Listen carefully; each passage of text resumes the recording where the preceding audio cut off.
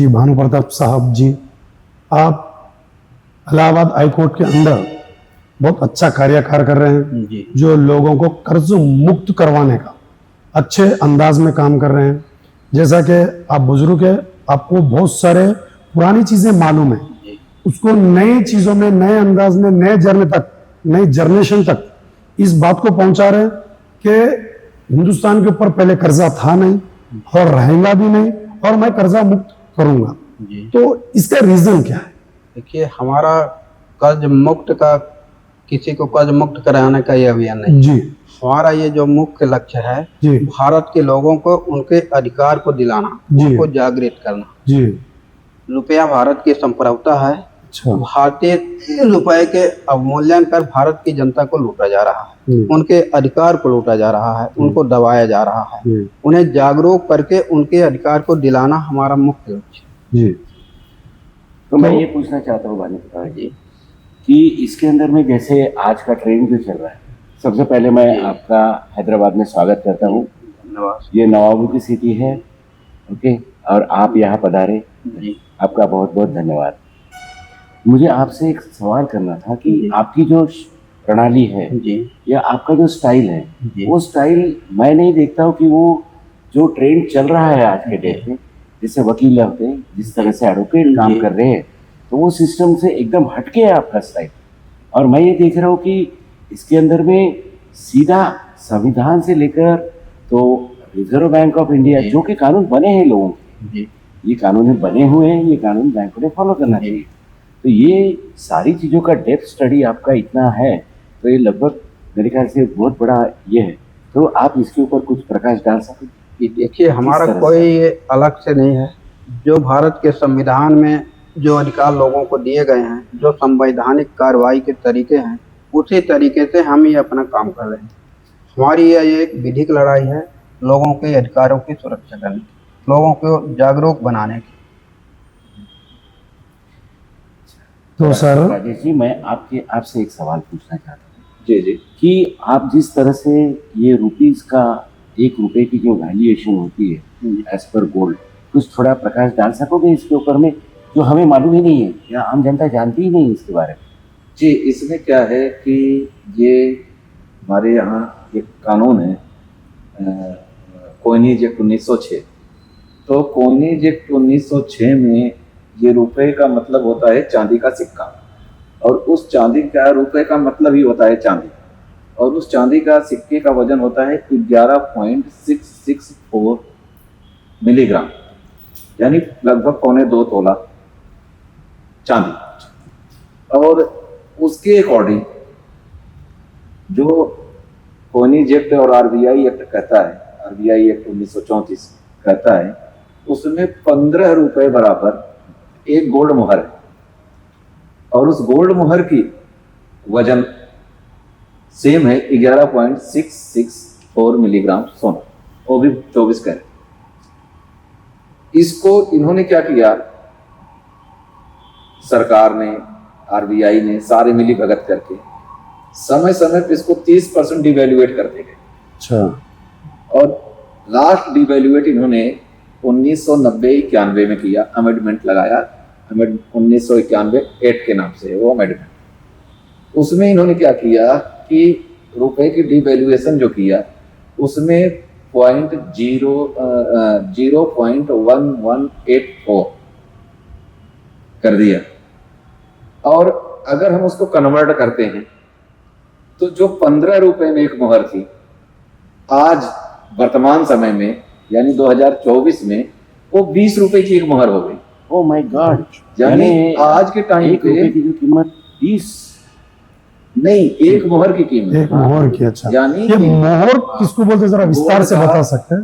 Gold का पहले राजाओं के टाइम पे हमारे बुजुर्गों को मुहर चलते थे, चांदी के सिक्के होते थे और मुहर होता था। तो जो 1991 में अमेंडमेंट किया, एक्ट नंबर, अधिनियम 8 के नाम से उसको अमेंडमेंट किया, मैं उसको आपको प्रति दे दूंगा, हमारे पास उपलब्ध है, यह वकील साहब के ही माध्यम से आया हमारे पास। तो उसमें क्या किया इन्होंने, जो मैंने आपको बताया कि उन्होंने 0.1189 mg कर, तो जब उसको आप कैलकुलेट करते हैं वर्तमान समय में, तो वो होता है 20 रुपए बराबर 11.664 मिलीग्राम सोना के।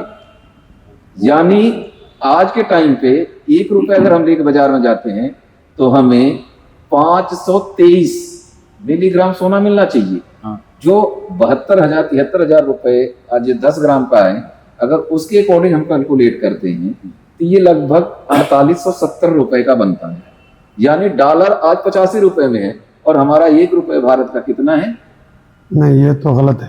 4870 रुपए, जी। यानी पूरे विश्व की सबसे बड़ी करेंसी हो गई। जी। और हम सबसे बड़े गरीब हैं। गरीब हो। और ये सारा किया हुआ है संविधान और आरबीआई, संविधान, सरकार सारे मिले हुए हैं। मिल करके नहीं, मेरा एक सवाल है वकील साहब से, जब इतना बड़ा कूटकरण हो रहा है, देश के अंदर इतनी बड़ी एक साजिश चल रही है, देश को दूसरी दिशा पे लेके जाने के ऐसे चला, तो बहुत सारे आप जैसे बुजुर्ग एडवोकेट्स हैं, तो फिर इतने 70 साल के अंदर जो भी है ये जो कूटकरण चल रहा है, तोड़ मोड़ चल रहा है, तो इतने सारे एडवोकेट्स हैं, तो ये एडवोकेट्स को क्यों नहीं मालूम पड़ रहा है इसके बारे में?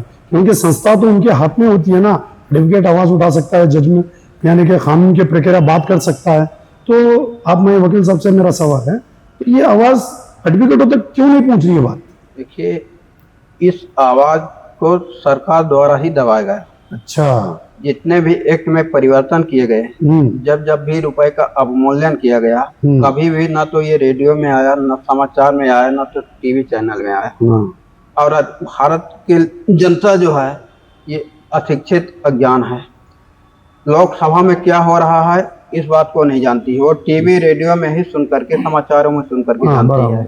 और टीवी रेडियो समाचार में ये चीज कभी आई नहीं, इसलिए जनता को ये चीजों की जानकारी ही नहीं। तो ये सारे एक बात आपको और थोड़ा सा मैं क्लियरिफाई कर दूं आपको, क्योंकि आप बैंक से रिलेटेड हैं, तो आपको एक चीज यहाँ पे और थोड़ा विस्तार में बता देता हूँ ताकि आम जन को समझ में आ जाए। जैसे बैंक कर्जा देता है, क्योंकि आप बैंक हैं, आप, मैं जो बोलूंगा वो आप बहुत अच्छे से समझेंगे। बैंक कर्जा देता है, तो जैसे ही अकाउंट एनपीए या डिफॉल्टर होता है तो बैंक क्या करता है कि he will given the advertisement in the newspaper, अखबार में वो देगा। अखबार में क्यों देता है, इसको कभी आपने सोचा? पब्लिश करता है वो ताकि लोगों को पता चल जाए और वो मालिक अपनी बेइज्जती महसूस करके और हमारा पेमेंट कर दे। ठीक है। उसके बाद क्या करता है, अगला स्टेप क्या करेगा, जब उसको 13/4 देगा तब भी यही चीज करेगा, और जब वो नीलाम करेगा कभी भी प्रॉपर्टी को ऑक्शन में ला डालेगा तब भी वो न्यूज़पेपर में देगा। यानी वो 3 बार देता है, 3 बार देता है ना, पब्लिश करता है। और हमारा कानून क्या कहता है, ये करना चाहिए? नहीं, सुनिए जी, ये करना चाहिए। मैं आप सही कह रहे हैं, आप सही कह रहे हैं, लेकिन मैं उसको पॉजिटिव दे रहा हूँ कि करना चाहिए, करना चाहिए ताकि अगले को ये एहसास हो। तो ये कानून अगर ये है, लीगल है, तो ये हमारे ऊपर भी लागू होता है, सरकार के ऊपर भी लागू होता है। जब भी इन्होंने डिवेल्युएट किया रुपए का, वो करण जब भी किया, चाहे 1991 में किया, चाहे 1957 में किया, और चाहे 1967-68 में किया, और चाहे 2011 में किया ना, तो उस टाइम पे सरकार को भी ये चाहिए थी कि वो ये डिक्लेरेशन देता अखबार में कि भाई मैं इस रुपए का ये चीज करने वाला हूं, आप अपने रुपए का भुगतान ले लें, आप अपने रुपए का भुगतान ले लें। अगर आप इस तारीख तक भुगतान नहीं लेते हैं तो आपका ये डिवैल्यूएशन हो गया, इसका वैल्यू ये मिलेगा। सिंपल सी बात है। एम आई राइट? लेकिन सरकार ने आज तक, अजी अखबार का तो छोड़िए आप, एक छोटा सा विज्ञापन भी कहीं नहीं दिया। क्यों नहीं दिया? अभी लेटेस्ट में आइए 2011 में जो कॉइनेज एक्ट बनाया, उसमें सेक्शन 5 सेक्शन नंबर 5 में स्पष्ट कर दिया है कि रुपए की वैल्यू ही नहीं, जीरो। आप पढ़ के देख लीजिए। अब वहां पे क्या है, वहां पे भी पेच है। अभी आपको थोड़ी देर पहले मैंने कहा कि बैंकिंग व्यवस्था क्या है, एक शब्दों का माया जाल। अब उन्होंने क्या किया, जहां रुपए की वैल्यू देनी, देखिए कितनी बारीकी से आप उसको जब रीड करेंगे, मैं दे दूंगा, मेरे पास है सारे जो मैं बता रहा हूँ, मेरे पास वाले और उसका पीडीएफ कॉपी कहेंगे मैं आपको दे दूंगा। इतनी बारीकी से उसको प्लांट कर दिया कि जहां पे रुपए की वैल्यूएशन, उसकी कीमत रखनी थी, उस जगह को स्पेस दे दिया, डॉट डॉट डॉट डॉट। यानी अगर हम फाइट करते हैं आज 2011 के हिसाब से, तो आप क्या समझते हैं हमें ये आज वाला सिक्का मिलेगा? हाँ। मतलब ही नहीं। दो चीज होगा, पहला क्या होगा, अगर रुपए की वैल्यूएशन 0 है तो हमें दिया क्या? 0 जीरो ही दिया है। 0 दिया, खत्म। खत्म हो गया। अगर वो कहते हैं कि नहीं जी इसकी वैल्यूएशन है, अगर वैल्यूएशन है तो क्या वैल्यूएशन है? तो वो मिला। That is main point, because coinage act 1906 is based of the Indian currency. It can be not changed. ये चेंज किया ही नहीं जा सकता। ये आपका बेस है, इसको घुमा घुमा के हमारी आंखों पे पट्टी बांध दिया है। आज दो और एक चीज और इसमें अभी बात निकली, आपको बता देता हूँ, थोड़ा सा डीपली, वीडियो थोड़ी सी लंबी आपको ले जाएगी। अब ये चीज हो गया। तीसरी चीज आप 2011 की जो कोइनेज एक्ट बना, इसमें एक चीज उन्होंने और किया है, कुछ भी नहीं। अगर उस एक्ट को आप 4 बार पढ़ोगे तो 4 तरह से समझोगे, 5 बार पढ़ोगे 5 तरह से समझोगे। कितने बार पढ़ते जाएंगे तो अलग अलग समझेंगे, नहीं उसका हुआ है, अलग रीजन निकलेगा। कंटिन्यू पढ़ोगे, नई नई चीजें आएगी। हाँ, उन्होंने क्या किया है कि एक ही चीज किया है कि जो अब वर्तमान में सिक्का बनाया जाएगा वो किसी भी मेटल का हो, सिर्फ और सिर्फ ये, और उसमें लिखा है कि उसका वजन कोई मतलब नहीं है, कम होगा। मान लो 10 रुपए का सिक्का है, आप उसको मार्केट में कबाड़ के भाव में बेचने जाओगे तो 10 रुपए का नहीं लिखेंगे, वो 2 रुपए 3 रुपए का मैक्सिमम मतलब होगा नहीं। आप मान लेते उतनी वैल्यू नहीं आएगी। सिर्फ और सिर्फ ये, उसमें कहीं नहीं लिखा है कि हमने कोइनेज एक्ट 1906 रिजेक्ट कर दिया, कोइनेज एक्ट 1957-58 का वो कर दिया, या सॉरी करेंसी एक्ट या अमेंडमेंट 1991 हमने रिजेक्ट कर दिया, कहीं नहीं लिखा है। तो हमारा अधिकार है, हम किसी से नहीं कह रहे थे। हमने आपका कल आपका जो प्रोग्राम था उसमें आपने देखा, हमने कहीं ये नहीं कहा कि भाई लोन हम माफ कराएंगे। हम माफ क्यों कराए? जब हमने लिया ही नहीं है तो माफ क्या है? लिया ही नहीं हमने तो ये दावा कर दिया मैंने लिया ही नहीं लोन। अरे तुम्हारे में दम है, तुम साबित करो ना कि हमने लोन दिया है। हमारी लड़ाई सिंपल सी है, हम ये नहीं, हमें ना DRT जाना है ना हमें कहीं नहीं जाना है, हमें तो अपने लोकल कोर्ट में जाना है।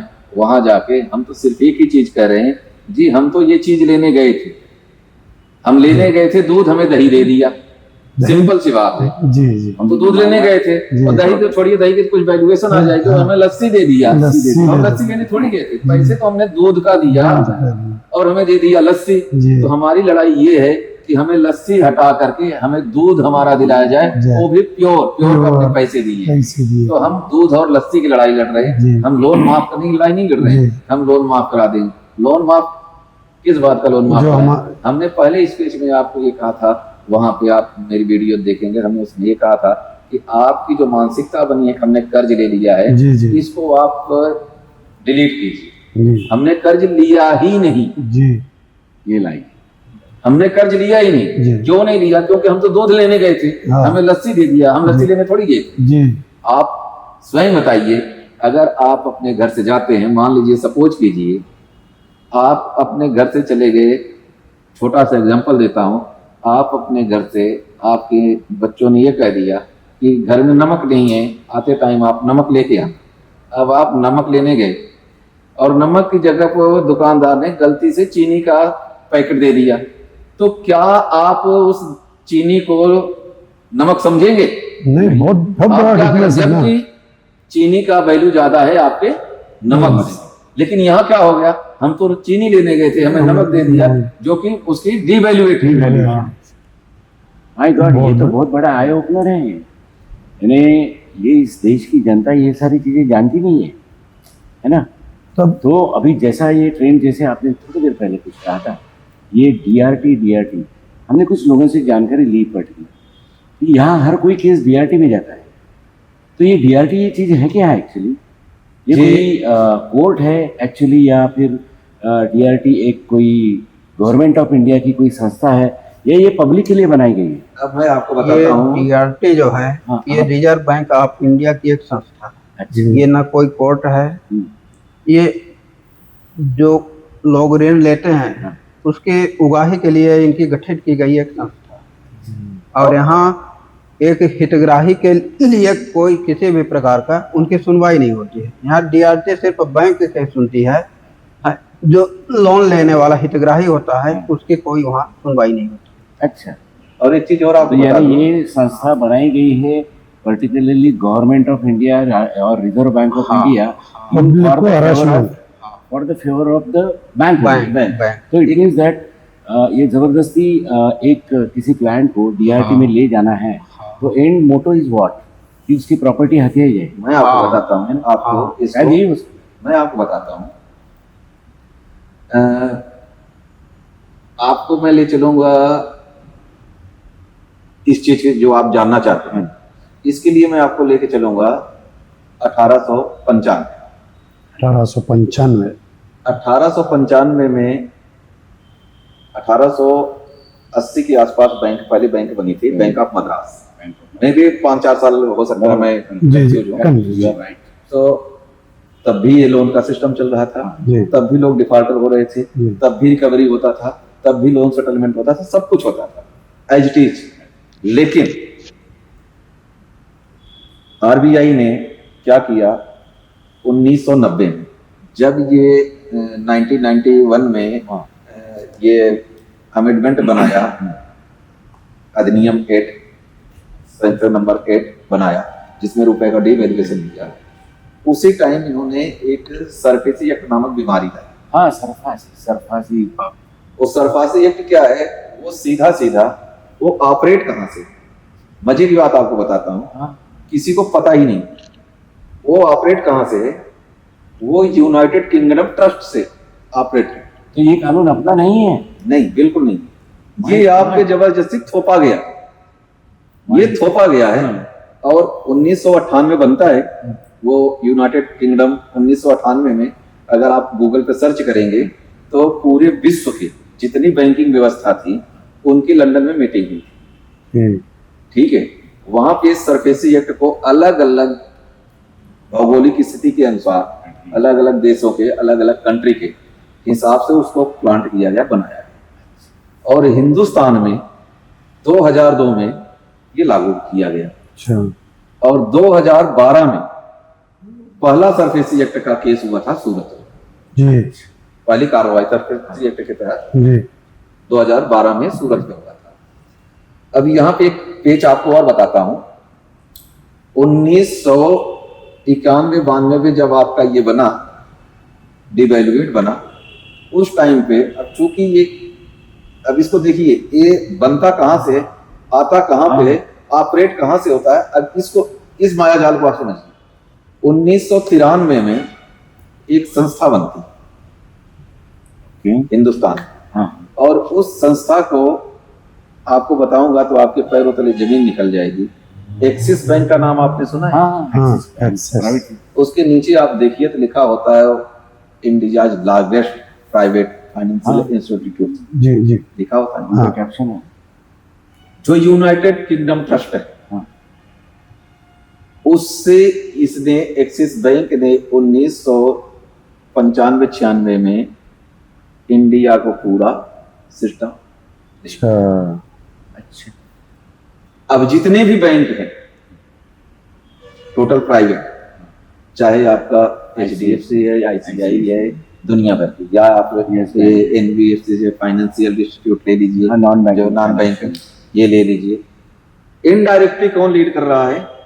अच्छा एक्सिस। एक्सेस तो ये सारा कंट्रोल यूके, लंदन, बिल्कुल, यूनाइटेड किंगडम ट्रस्ट। यानी आज भी हम गुलामी हैं। बिल्कुल, मेरे पास दस्तावेज है, मैं आपको दे दूंगा, आप पढ़ना।